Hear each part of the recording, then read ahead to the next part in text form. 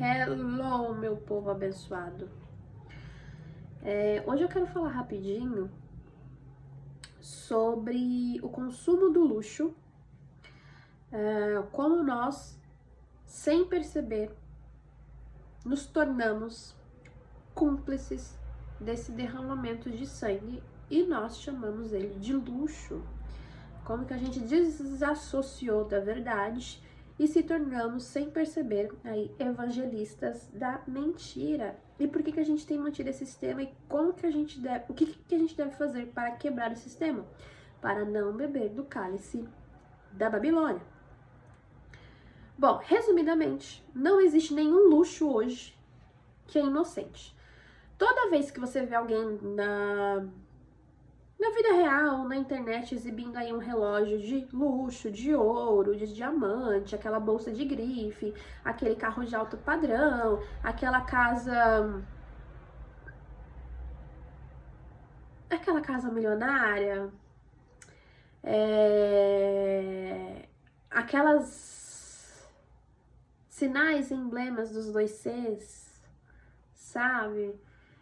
Que fazem tantas mulheres se tornarem prostitutas e adúlteras, homens adúlteros e assassinos, porque mantêm esse sistema e consomem ele para poder recuperar algum tipo de poder ou autoestima. Esse alto padrão, alto poder aquisitivo, esse desejo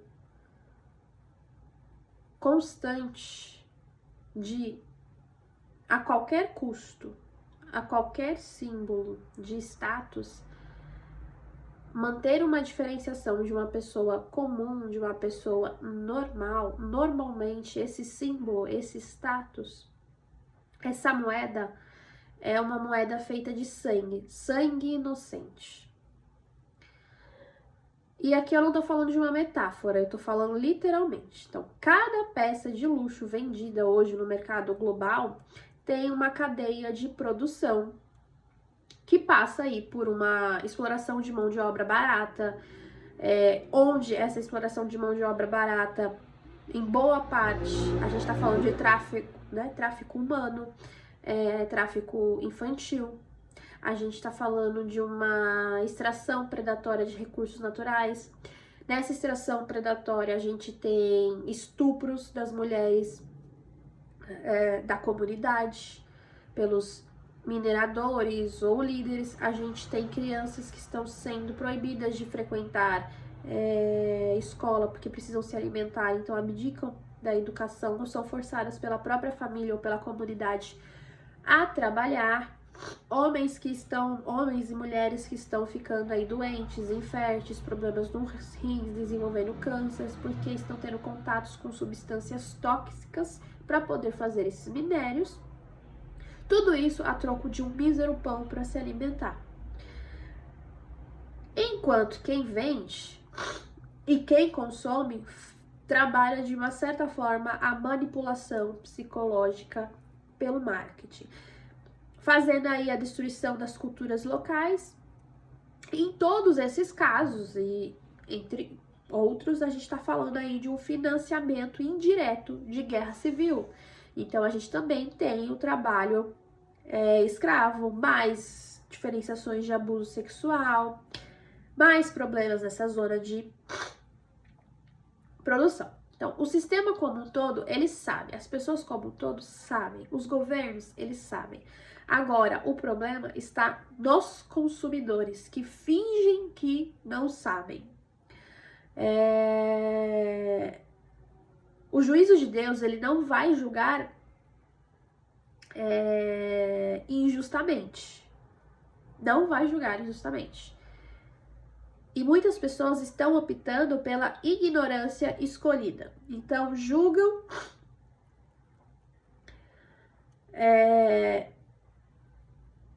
elas optam por assinar esse contrato com esse desejo, com essa corrupção, com esse dinheiro, com esse luxo, com esse silêncio. E aqui é o ponto que eu queria chegar, que é a entrada da perversão do sistema babilônico no coração e na mente do homem. Então, o sistema, o que ele faz? Ele precisa corromper o desejo de todos, ou de todos que ele puder.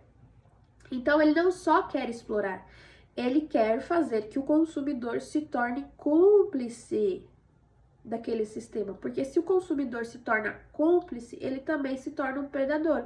E se tornando um predador, ele se torna um evangelista, porque ele vai querer manter aquele status de diferenciação. Para tentar recuperar talvez um pouco de autoestima, ou status. E quem tem sangue nas mãos, normalmente não clama a justiça, porque também não quer sofrer as consequências. E essa é uma crítica de Deus a todos os moradores da terra. Desde, dos tempos antigos. O homem, ele derrama o sangue de outro e ele não quer clamar a justiça. Então, o que o sistema está fazendo para ele não ser destruído? Ele está fazendo todo mundo derramar sangue para eles se manterem. Só que lembra que Deus falou no Apocalipse, né, o livro da Revelação? Que nos últimos dias a taça se encheria de todos os crimes da Babilônia. E todo mundo que se deitou com ela também beberia do mesmo vinho da consequência. E todos ficariam embriagados. Meus irmãos, se Deus girasse esse relógio hoje, o seu nome estaria entre aqueles que estariam bebendo o vinho da Babilônia? Você tem que ter temor.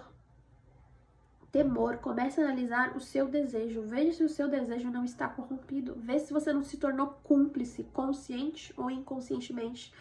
Porque o sangue estando na mão de todos, né, ainda que esses não clamem a justiça, Deus vai levantar alguém para comprar essa briga.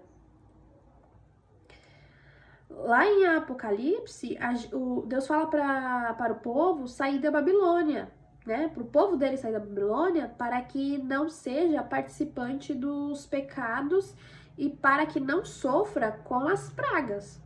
E a gente está diante da praga dos gafanhotos. Depois eu vou falar um vídeo específico sobre isso, mas os pecados da Babilônia se acumularam até os céus e bendito seja Deus que tem se lembrado das iniquidades. E Deus, ele fala que ele vai dar à Babilônia o que ela deu ao povo e vai retribuir em dobro. Veja, se você fez um, você vai receber 3, porque você vai receber o dobro do que você deu, então você vai receber 2. O que você deu, mais 2, 3. A conta é essa. Não é que você vai receber, deu 1 e vai receber 2.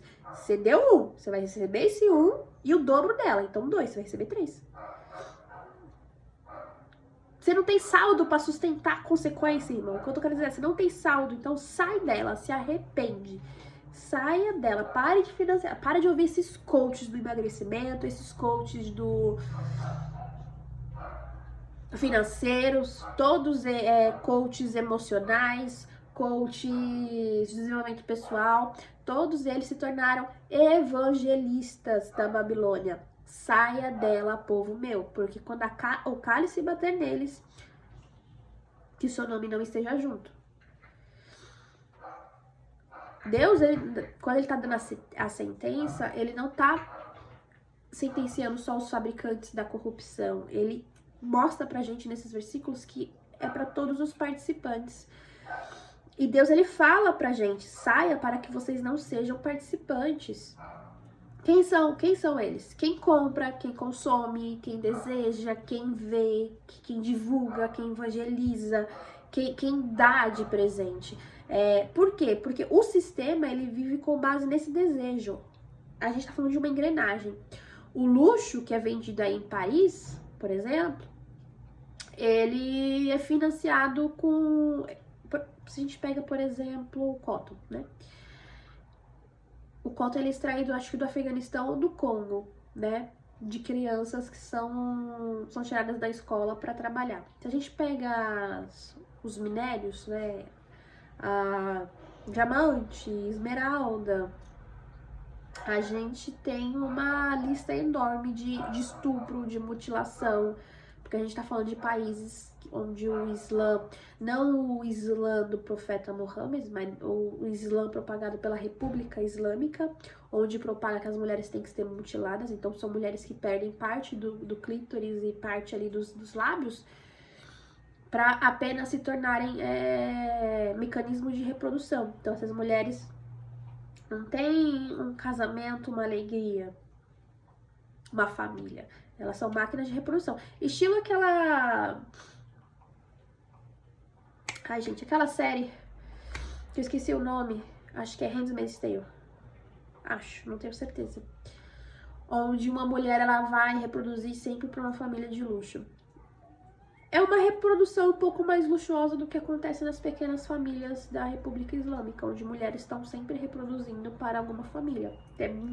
Muitos homens têm concubinas, né? Muitos reis, governantes. A grande maioria desses povos aí, dos presidentes, líderes, reis, eles não têm filhos diretamente deles com a esposa.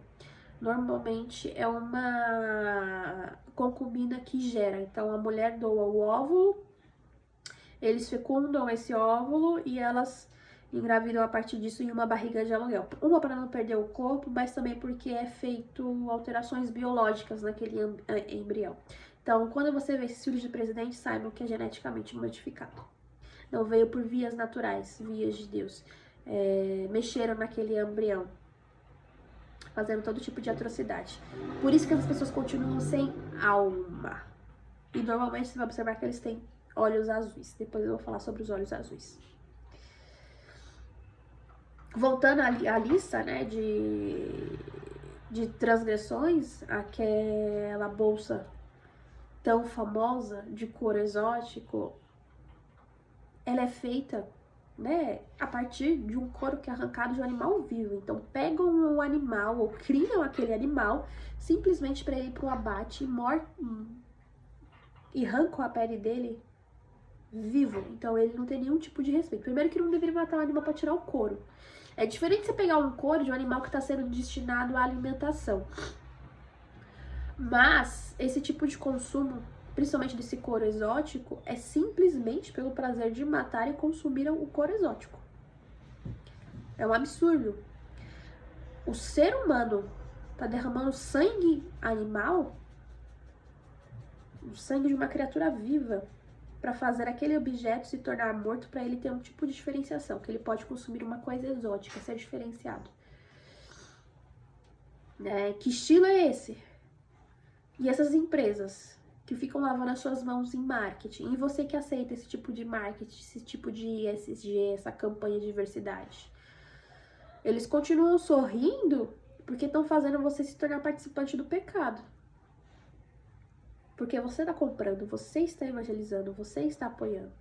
Você não está neutro nesse jogo e você também não está contra esse jogo. Você se tornou a favor dele. Então você é tão culpado quanto. O dinheiro aqui, ele não é meio de troca, né? Ele é um voto, um contrato espiritual. Então, quem está comprando está elegendo, quem está financiando está fortalecendo, quem está exibindo está evangelizando a corrupção. O luxo hoje, ele é uma propaganda do Império da Babilônia, que basicamente vende a aparência luxuosa da prostituição como se fosse de virtude, mas esconde aí a podridão. E quem está consumindo está compactuando. Vamos lembrar da Jezabel, que era rainha em Israel, mas ela era filha de um rei sidônio. Então ela estava consagrada. Então uma mulher entrou em Israel, que era uma nação consagrada, entrou ali consagrada às divindades sidônias, levou seu marido a pecar contra Deus. Para quem não sabe, Jezabel, inclusive, ela fazia rituais. Ela era extremamente carismática. Ela era boazinha para os pobres, para manter aquela, como vocês conseguem ver muitos coaches por aí, que constantemente estão divulgando as boas ações que fazem, mas no fundo não é uma boa ação. É manutenção de imagem.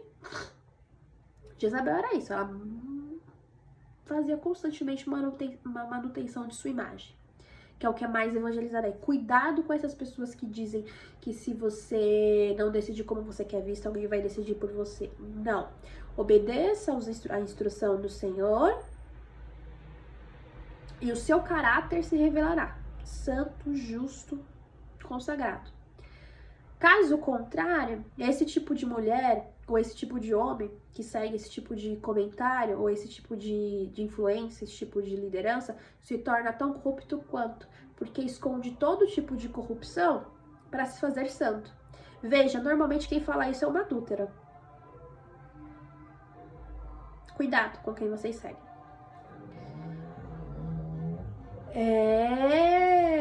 Viu? Até o cachorro sabe, até o cachorro consegue ter uma distinção. Jezabel, ela dava aos seus seguidores, né? Se naquela época tivesse Instagram, aos seus seguidores, aos seus súditos e as mulheres nobres da época, quando ela dava o vinho de beber naqueles constantes jantares para manutenção de liderança, ela dava um vinho passado no sangue da menstruação dela, para ela manter a influência sobre as mulheres, sobre os homens e sobre os profetas ou sacerdotes que obedeciam a ela. O único que era contra ela naquela época, em profecia, era Elias, depois Eliseu. E tinha alguns outros do povo que não se dobrava à corrupção dela. E hoje a gente tem aí, muitas mulheres estão dobrando seus maridos, seus líderes,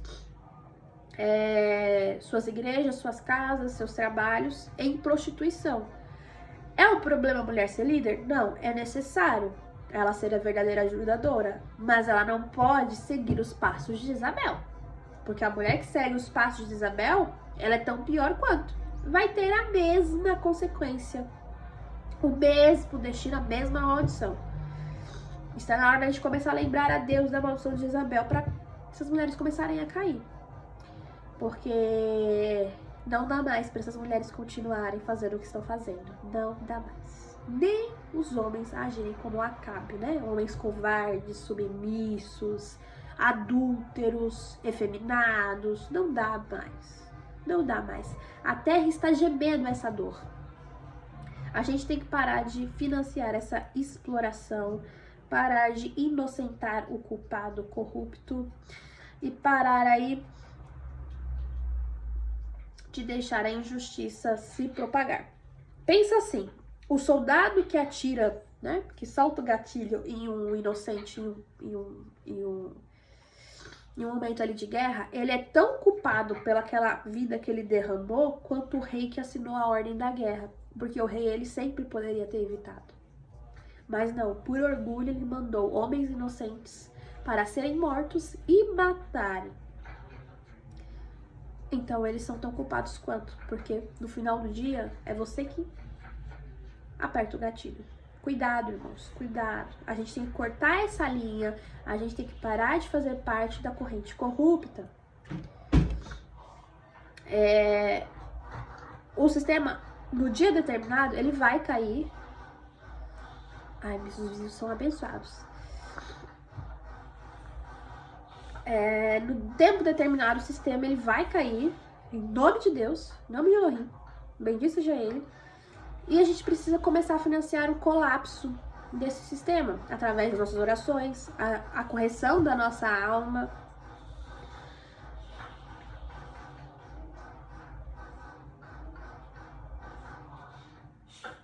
É isso, meus irmãos. Hoje, meus vizinhos estão colaborando. Resumidamente, não é sobre ética. A gente está em uma guerra espiritual, uma guerra intelectual, uma guerra de virtudes. A instrução do Senhor, ou seja, a Torá, ela é pura em sua justiça, pura em seu juízo. E você tem que escolher se você vai seguir o caminho da justiça ou se você vai escolher o caminho dos injustos. Se você deseja fazer parte aí desses clubes exclusivos, você já está escolhendo a Babilônia e você não está pagando só com o seu dinheiro, está pagando com a sua alma, a escolha sempre será sua. Cuidado onde você está lavando as mãos, porque se você estiver lavando as suas mãos no cálice da Babilônia,